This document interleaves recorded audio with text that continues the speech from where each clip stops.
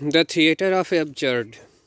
It was a term invented by Martin Islin, who wrote The Theatre of the Absurd around 1961.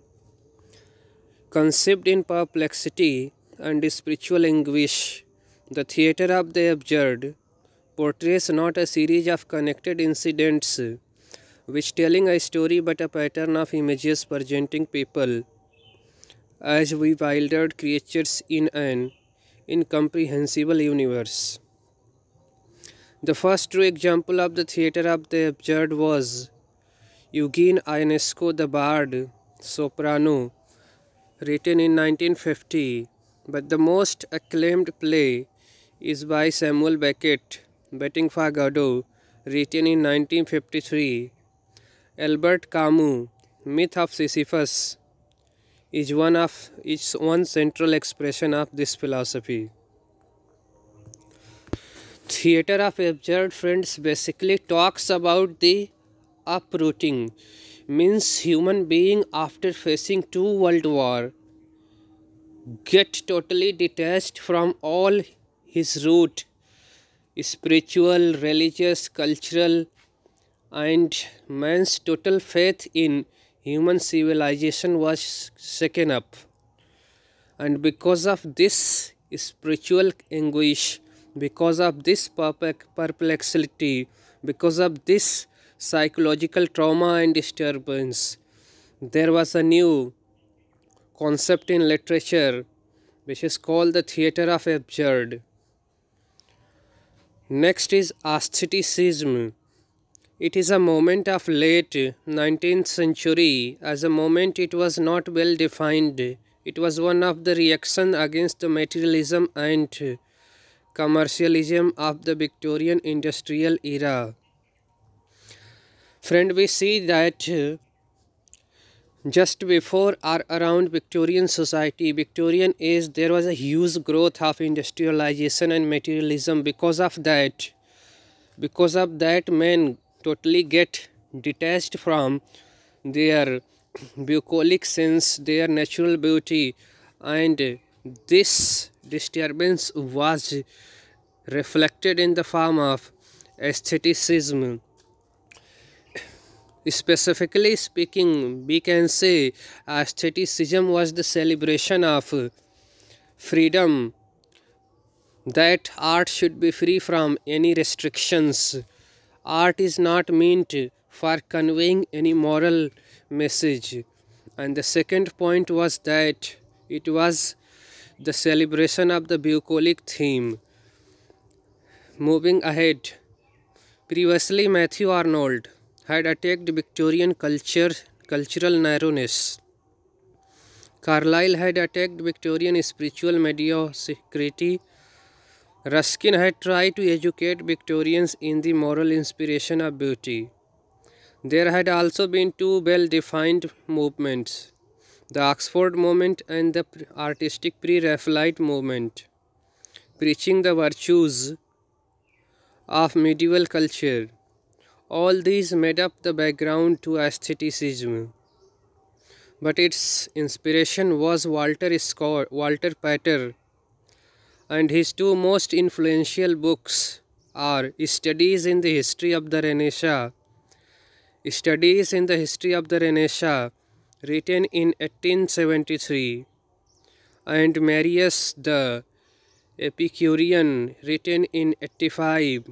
The outstanding aesthetic was Oscar Wilde, and the product of his novel The Picture of Dorian Gray. Next is affective fallacy. It is a kind of judging a work of art in terms of its result, especially emotional effect. The term was coined or introduced by Bimset and Birdsley in around 1946 in their book The Verbal Icon.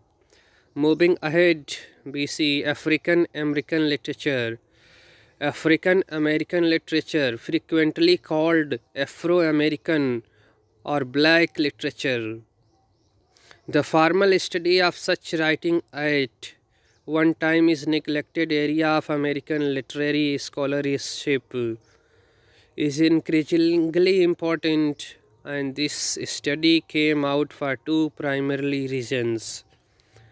The first, the growing recognition of Afro-American as a significant part of American literature culture, and the second, the recovery or development of a body of writing of impressive scope and qualities.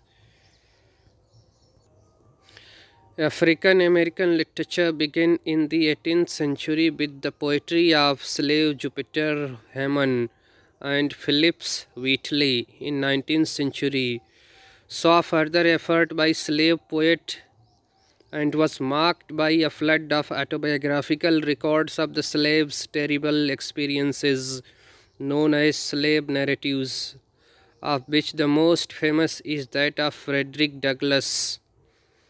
There, there were also polemical pamphlets, and in 1853 William Bell Brown, an escaped slave, published his first novel by African American, known to be Cloten or the President's Daughter.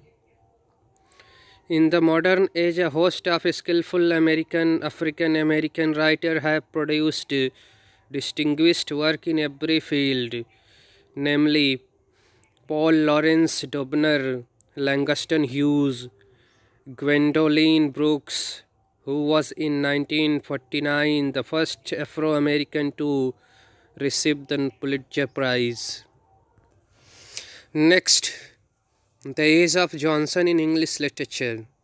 The interval between 1750 and 1798 was markedly a transitional age in English literature. The neoclassicism that dominated the first half of the century was yielding in many ways to impulse towards romanticism. Although the period was still predominantly neoclassical, little was accomplished in drama except for the comedy by Sheridan and Goldsmith. The chief poets were Robert Burns, Thomas Gray, William Cowper, Dr. Samuel Johnson, and Thomas Crabbe.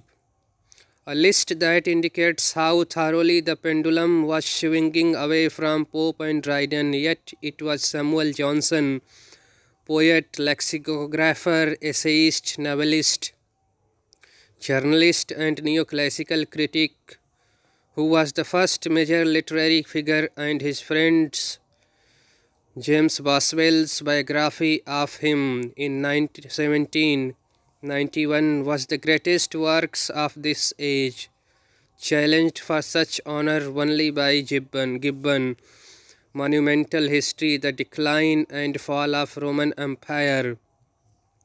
In Gibbon's The Decline and Fall of Roman Empires also discusses Richard and Steele as its character.